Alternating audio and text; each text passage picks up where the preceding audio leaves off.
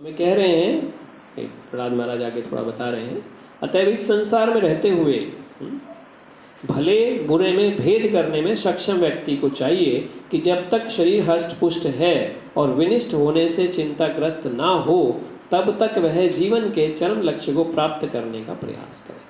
देखिए, हमारा शरीर जो है ना वो गारंटीड नहीं है। जैसे आप बाज़ार में कोई चीज़ लेने जाते हैं ना तो बहुत सारी चीज़ें गारंटीड होती हैं। कि देखो ख़राब हुआ ना 2 साल से पहले तो नया दूंगा, होता है ना, कुछ लेने जाते हैं कि 2 साल से पहले अगर ख़राब हुआ तो नया लेके जाएंगे, नया लेंगे। आप तुरंत ले लेंगे, हाँ भाई कोई बात नहीं, 2 साल तो कम से कम चलेगा। आप अपनी गारंटी ले सकते हैं, दूसरों को तो छोड़ो, आप अपनी गारंटी ले सकते हैं क्या? नहीं ले सकते। आपको यही नहीं पता कि आपका जीवन कितना चलेगा, हमें ये भी नहीं पता, कोई गारंटी नहीं ले सकता है। तो आप देखिए कि कोई गारंटी नहीं है, ऐसा माल तो बहुत सस्ता होता है। हमारा जीवन जो है ना वास्तविकता में बहुत सस्ता है, तो कोई गारंटी नहीं ले सकता उसकी। एक बार एक प्रवचन में एक साधु जो है वो बता रहे थे, प्रवचन में चल रहा था, तो उसमें बता रहे थे कि एक बार उनके जो शिष्य हैं वो बीमार हो गए। तो बीमार हुए तो उनको लेकर वो हॉस्पिटल गए। अब हॉस्पिटल गए तो डॉक्टर ने जो है वो एक्चुअली कुछ उन्होंने फूड पॉइजनिंग हो गई थी, कुछ खाया तो वो शरीर में जाकर उससे मतलब फूड पॉइजनिंग हो गई, तो जहरीला होगा कुछ, मतलब खतरनाक होगा। जिससे कई बार आपने देखा पीछे कुट्टू आटे की वजह से बहुत सारे लोगों को फूड पॉइजनिंग हुई। तो ऐसा कुछ खा लिया उन्होंने, तो वो उनके जो गुरु हैं वो तुरंत उनको लेकर जो है वो डॉक्टर के यहाँ गए, श्री जगन्नाथ बल्लभ से। तो डॉक्टर ने जो है कुछ दवाइयाँ खिलाई, उल्टी वगैरह कराई, क्योंकि जब तक वो शरीर में जहर रहेगा तब तक स्वस्थ नहीं हो पाएंगे। आप देखते हैं कि अगर कुछ जहरीला चला जाता तो पेट को मतलब उल्टी करने की ऐसी कुछ दवाइयाँ दी उन्होंने, तो उन्हें उल्टी वगैरह हुई तो थोड़ा थोड़ा स्वस्थ होना शुरू हुआ। तो जो उनके गुरु थे वो वहीं खड़े थे, भगवान का नाम ले रहे थे, हरे कृष्ण कृष्ण कृष्ण हरे हरे राम राम राम। तो डॉक्टर जो है उधर से आए, बोले देखो आप मतलब शुरू से आप भगवान का ही नाम ले रहे हैं। देखिए नहीं, आप भगवान का नाम लेते हैं, आप कृष्ण आश्रित हैं, लेकिन देखिए कभी कभी तो आपको हमारे पास ही आना पड़ता है। नहीं, आपको जान बचाने के लिए तो हमारे पास ही आना पड़ता है। भले ही आप कितना ही कृष्ण का नाम जपिए, भगवान कृष्ण है, लेकिन देखिए जान तो हमें डॉक्टर ही बचाते हैं। तो उन्होंने ऐसा कहा। तो डॉक्टर ने कहा कि देखो अब जरूरत पड़ी तो आप आए। तो उन्होंने बोला कि नहीं, जीवन कृष्ण के हाथ में था, है और कृष्ण के ही हाथ में रहेगा।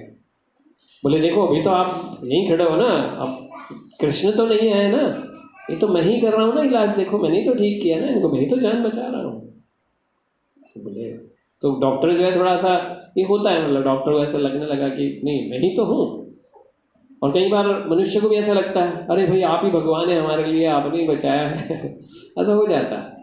नहीं, व्यक्ति हाथ पैर जोड़ने लगता है, बस बचा लीजिए ऐसा करके। तो डॉक्टर जो है वो थोड़ा ऐसा बोलने लगा। तो फिर जो साधु थे वो बोलने लगे कि अच्छा आप एक बात बताइए कि आपके हॉस्पिटल में मतलब कोई मरीज जो आते हैं कुछ मरते भी होंगे ना, मतलब जो चले जाते होंगे? कह रहे हाँ ऐसा तो होता है। देखिए जीवन तो जो है ऐसा ही है, कर्मों का फल है, जिसे जाना होता है वो तो चला ही जाता है। तो बोले आप उनको कौन सी दवाई देते हैं मारने के लिए? बोले मारने के लिए कोई दवाई नहीं देता हूँ, तो कर्म है, जीवन होता है, बचता है। तो कह रहे जब मर जाता है तो फिर कर्म आ जाते हैं, और बच जाता है तो आपने बचाया। नहीं, अगर बच गया तो वो आपने बचाया, और मर गया तो उसके कर्म थे। तो डॉक्टर जो है चुप हो गए। तो वास्तविकता में इस जगत में जीवन जो है वो भगवान के हाथ में है और किसी के हाथ में नहीं, ठीक है ना। इस सिर्फ हमें लगता है, तो देखने में ऐसा लगता है, लेकिन वास्तविकता में जीवन जो है वो भगवान के ही हाथ में, पूरी तरह भगवान के हाथ में है। और आप अगर डॉक्टर के यहाँ जाएंगे भी तो डॉक्टर के यहाँ भी मंदिर बना होता है, और वहाँ लिखा रहता है कि हम सिर्फ इलाज करने वाले हैं, जीवन हमारे हाथ में नहीं है। और पहले ही आपसे साइन करा लेते हैं, भाई कुछ हो गया तो हमारी कोई जिम्मेवारी नहीं, कल को आप ये कहो कि मर गया तो तुमने मारा है, तो ऐसा नहीं, लिख के दे दो। तो इसलिए जीवन जो है ना वो इस तरह से दिया है। तो अब प्रहलाद महाराज जो है बोल रहे हैं कि हमारा जीवन जो है ना, देखिए उसे कैसे इस्तेमाल करते हैं। बोल रहे हैं कि प्रत्येक व्यक्ति की अधिकतम आयु 100 वर्ष है, तो सामान्यतः 100 वर्ष मान के चला जाता है सभी की आयु, है ना। बच्चों बेटा थोड़ा बैठ जाओ, थोड़ा 2 मिनट, है ना, बस थोड़ी देर में ख़त्म हो जाएगी, फिर आप खूब खेल लेना। तो देखिए 100 वर्ष की आयु मानी जाती है, और उसमें क्या है कि किंतु जो व्यक्ति अपनी इंद्रियों को वश में नहीं कर पाता, उसकी आयु के आधे वर्ष तो रात्रि के 12 घंटे अज्ञानवश सोने में ही बीत जाते हैं। आप देखिए मनुष्य शरीर है तो सोना तो पड़ेगा ही नहीं, आप ऐसा तो है नहीं क्या सोचे, तो 8 घंटे तो मान के चलिए, 6 से 8 घंटे हैं। अब 24 में से 6 से 8 घंटे मान लीजिए, और भी बीच में थोड़ा बहुत हम टाइम ऐसे निकाल ही देते हैं, तो 12 घंटे मतलब आधा जीवन तो हमारा रात्रि में चला गया। तो अगर 100 साल के आपको जीवन मिला, 100 में आपने 50 साल तो सोने में निकाल दिए, नहीं ये बता रहे हैं, तो बचा कितना, 50 साल। आगे लिखे हैं कि मनुष्य अपने बाल्यकाल की कोमल अवस्था में जब सभी मोहग्रस्त होते हैं 10 वर्ष बिता देता है। 10 साल तक हम वैसे भी बहुत, कहा तो 5 से ज़्यादा, बट 10 साल तक तो अरे बच्चा ही तो है, बच्चा ही तो है, बच्चा ही तो 10 साल तक वैसे सीरियस नहीं होता। तो शुरू के 10 साल जो है वो वैसे ही चले गए, रात्रि तो जा ही रही, बट वो 10 साल शुरू के वैसे चले गए। तो इस किशोर अवस्था में खेलकूद में लगकर अगले 10 वर्ष बिता देता है। 10 साल के बाद फिर खेलकूद में लग जाता है बच्चा थोड़ा, तो 10 वर्ष ऐसे बीत गए। इस प्रकार 20 वर्ष जो है, जब तक 20 वर्ष का बच्चा होता है वो भी व्यर्थ चला गया। इतना तो सीरियस होता नहीं है, और हम होने भी नहीं देते हैं। अगर बच्चा थोड़ा सा कहीं दिख लिया कि वो माला वाला पकड़े दिख गया कहीं पे, या कहीं किसी प्रवचन को सुनता देख गया, तो बच्चे कहते हैं क्या, मतलब माँ बाप बड़े चिंतित हो जाते हैं, कहीं ये साधु वाधु तो नहीं बन जाएगा। हाँ, कहीं पता चला हमने तो शादी वादी के इतने ख्वाब सजा रखे हैं, बेचारा कहीं शादी और हमारा तो सारा बजट खराब हो जाएगा, मतलब नहीं, उन्होंने तो इकट्ठा करके रखा है। तो ये चीज़ भी ना हो जाए इसलिए बड़े चिंतित रहते, तो 20 साल तक बड़े। अब हाँ, अगर वैसे रास्ते पे चल रहा तो ठीक चल रहा है, भगवान की तरफ या कुछ शास्त्रों की तरफ या कुछ ऐसी चीज़ की तरफ फैल रहा, ओ बच्चा कहीं बिगड़ रहा है, ये हमारा कल्चर हो गया है। तो इस तरह से ये 20 साल जो व्यर्थ चले गए। इसी तरह से वृद्धावस्था में जब मनुष्य अक्षम हो जाता है तो वह भौतिक कार्यकलाप भी संपन्न नहीं कर पाता, उसमें भी 20 वर्ष और निकल जाते हैं। आप देखिए पहले 20 साल चले गए, लास्ट के 20 साल भी गए, 80 साल के बाद तो शरीर ही चलना ऐसा हो जाएगा, फिर आप कैसे भक्ति करेंगे, नहीं, उस समय दिखना बंद हो जाएगा। आपको तो ये लगेगा भाई कैसे खाऊं और कैसे पचाऊं और कैसे जीवन बिताऊं, नहीं, चलना फिरना सब दुगन हो जाएगा। तो लास्ट के 20 ऐसे चले गए, शुरू के 20 ऐसे चले गए, तो कितना समय बचा आपके पास। इस तरीके से जिनके मन और इंद्रियां वश में नहीं है, वह अतृप्त कामेच्छाओं तथा प्रबल मोह के कारण पारिवारिक जीवन में अधिक आसक्त होता है। ऐसे पागल मनुष्य के जीवन में शेष वर्ष भी व्यर्थ चले जाते हैं, क्योंकि वह इन वर्षों में अपने को भक्ति में नहीं लगा पाता। अब देखिए 20 साल तो बचपन में चले गए शुरू में, और 20 साल लास्ट के ख़राब हो जाने, उसमें कुछ होगा नहीं। तो बीच के जो 60 साल बचे उसमें से 30 आपके सोने में चले गए, 30 साल का जीवन बचा। अब वो 30 साल में, क्योंकि अब आप गृहस्थ जीवन में आएंगे, और गृहस्थी के अगर जीवन को आपने ज़्यादा सीरियसली लिया तो भक्ति की तरफ आपका ध्यान जाएगा नहीं, तो मतलब आपका पूरा जीवन जो है वो ऐसे ही चला गया। इसमें जो कहना चाह रहे हैं प्रहलाद महाराज, ठीक है ना। आगे लिखे हैं कि धन इतना प्रिय होता है, क्योंकि हम किसके पीछे भागते हैं उसके ऊपर, मतलब शास्त्रों में लिखे हैं, कोई मेरे पर्सनल शब्द नहीं है, किसी के व्यक्ति के शब्द नहीं है। प्रहलाद महाराज बोले श्रीमद् भागवतम के हैं। जब हम कई बार भागवत कथा सुनते हैं तो वो इन सब चीज़ों को स्किप कर देते हैं। उनकी भागवत कथा में 2-4 चीज़ें होती हैं कि थोड़ा सा कुछ बताया और एक गाना चला दिया, तो थोड़ी देर में लोग नाचने लगते हैं, बड़ा बड़ा आनंद आ रहा है, बहुत बढ़िया कथा सुनाई इन्होंने, बढ़िया। बट वो काम की चीज़ें नहीं बताते हैं, क्योंकि काम की चीज़ें को बताया ना तो आदमी सोचे अरे इतना मुश्किल है क्या जीवन, क्या नहीं, अरे छोड़ो ये सब, हमारे बस का नहीं है ये सब चीज़ें, तो भाग जाते लोग। तो ये जो शास्त्रों में लिखा है कि धन इतना प्रिय होता है कि लोग इसे मधु से भी मीठा मानने लगते हैं। अतएव ऐसा कौन होगा जो धन संग्रह की तृष्णा का परित्याग कर सकता है, और वह भी गृहस्थ जीवन में। चोर, व्यावसायिक नौकर तथा व्यापारी अपने प्रिय प्राणों की बाजी लगाकर भी धन प्राप्त करना चाहते हैं। तो मनुष्य जो है वो धन प्राप्त करने के लिए अपने जीवन को दांव पर लगा देता है, और भला ऐसा मनुष्य जो अपने परिवार के प्रति अत्यधिक स्नेहिल हो, जिसके हृदय में सदैव उनकी आकृतियां रहती हों, वह किस तरह उनका संग छोड़ सकता है। मतलब हमारा जो मन है, ये उसकी अवस्था बता रहे हैं कि हमारा मन हमेशा कहाँ लगा रहता है, नहीं, या तो धन में या परिवार में। ये कैसे छोड़ सकता है। आप सोचिए कि छोटा सा बच्चा है, नहीं, वो तुतला तुतला के बोल रहा है पापा मम्मी, हाँ, तुतला के बोल रहा है तो बड़ा प्यार लगता है कि बेटा कितना छोटा सा प्यारा सा बच्चा है तो उसे कैसे अपने मन से निकालेगा बेचारा, है कि नहीं। और फिर उसकी सुख सुविधाओं के लिए धन चाहिए, नहीं, पापा ये चाहिए वो चाहिए, तो पूर्ति करेगा उसको, तो धन में समय बिताएगा, धन कमाने में समय बिताएगा। तो इस तरह से उनका कैसे परित्याग कर सकता है। छोटे छोटे बालक तोतली बोली बोलते हैं जो सुनने में अत्यंत मधुर लगती है, और उनके पिता सदैव उनके मधुर शब्दों के विषय में सोचते रहते हैं। वह भला उनका संग किस तरह छोड़ सकता है। किसी भी मनुष्य को अपने वृद्ध माता पिता, अपने पुत्र पुत्रियां भी अत्यंत प्रिय होती हैं। पुत्री अपने पिता को अत्यंत लाडली होती है, और अपने ससुराल में रहते हुए भी वह उसके मन में बसी रहती है। भला कौन है जो इस संग को छोड़ेगा। इसके अतिरिक्त भी घर में अनेक अलंकृत साज सामान होते हैं, और अनेक पशु और नौकर भी रहते हैं। भला ऐसे आराम को कौन छोड़ना चाहता है। आसक्त गृहस्थ उस रेशम कीट की तरह हैं जो अपने चारों ओर धागा बुनकर अपने को बंदी बना लेता है, और फिर उससे निकल पाने में असमर्थ रहता है। देखिए, जो रेशम का कीड़ा है उसके बारे में फेमस रहता है कि वो उसी के अंदर मरता है ना। वो अपने ही चारों तरफ रेशम का धागा बुन लेता है और फिर बाहर निकल ही नहीं सकता, तो उसी के अंदर मर जाता है। तो मतलब देखिए, सेम तुलना जो है वो यहाँ मनुष्य की गई है कि हम अपने आप ही ऐसा जाल बुनते चले जाते हैं जिसमें खुद ही लिपटते जाते हैं और अंत में उससे निकल नहीं सकते। ये मृग तृष्णा है। इसका मतलब ये नहीं है कि आप परिवार को त्याग दें, ऐसा नहीं है, नहीं, लेकिन आप वो इच्छा को बदल दें जो हम इच्छा लेकर परिवार को पालन पोषण कर रहे हैं, नहीं। जब हम वो मेन उद्देश्य अपने जीवन का हमेशा स्मरण रखते हैं, तो हमें ना तो हम खुद बंधे हुए हैं, और ना ही हम अपने बच्चों को चाहते हैं कि वो बंधे।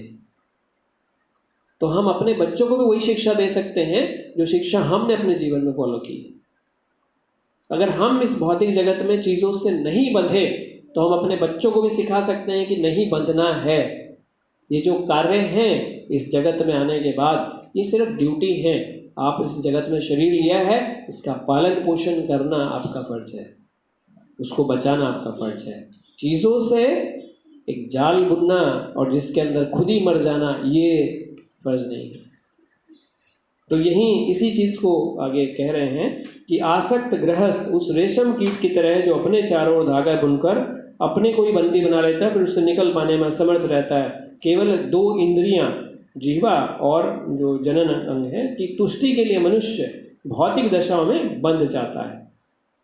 इनमें कोई इनसे कैसे बच सकता है। तो बचना तो इस तरीके से संभव नहीं है। आगे बता रहे हैं कि बच कैसे सकता है।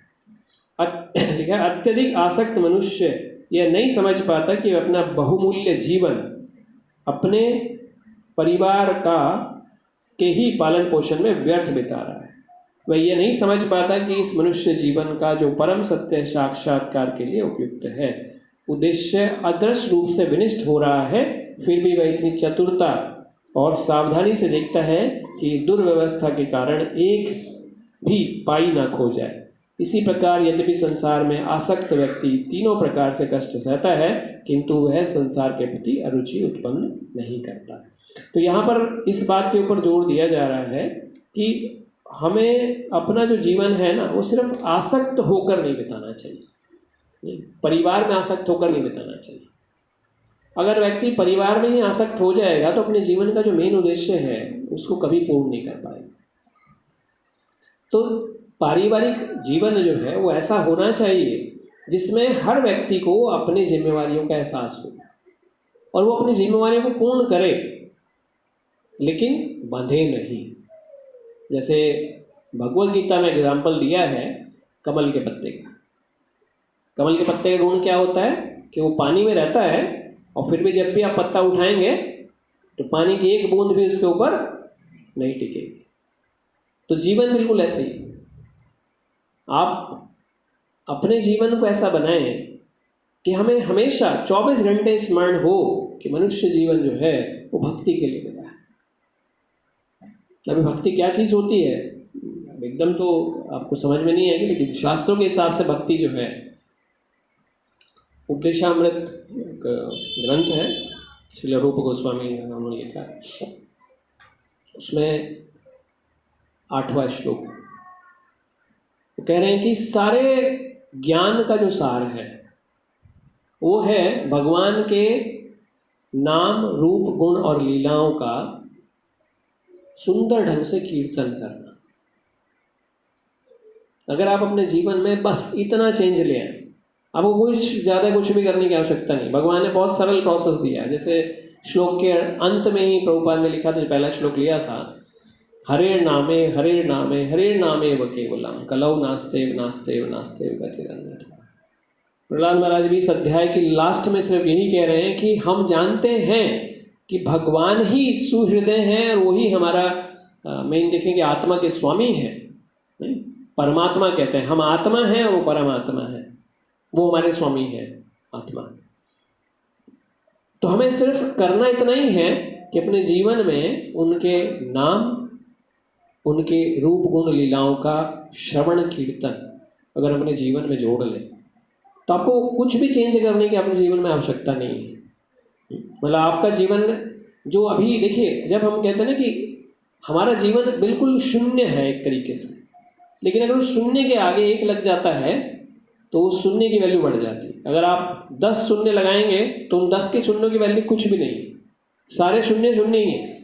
नहीं, अगर आपने 10 शून्य भी लगा दिए तो कुल मिलाकर सारे शून्य शून्य है, कोई वैल्यू नहीं है। लेकिन अगर उसके आगे एक लग जाता है तो वो 10 लाख, 10 करोड़, 10 अरब ये सब बन जाए।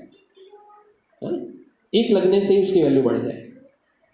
तो जो जीवन आपका है उसमें आपको बहुत ज़्यादा चेंज करने की जरूरत नहीं है कि बोले अरे बस मैं घर में अपने बच्चों को छोड़ दिया, परिवार को छोड़ दिया और हिमालय पे जाके बैठ गए, बस अब जो है मैं यहाँ बैठ के तपस्या करूँगा आज के दिन। ऐसा करने की आवश्यकता नहीं है।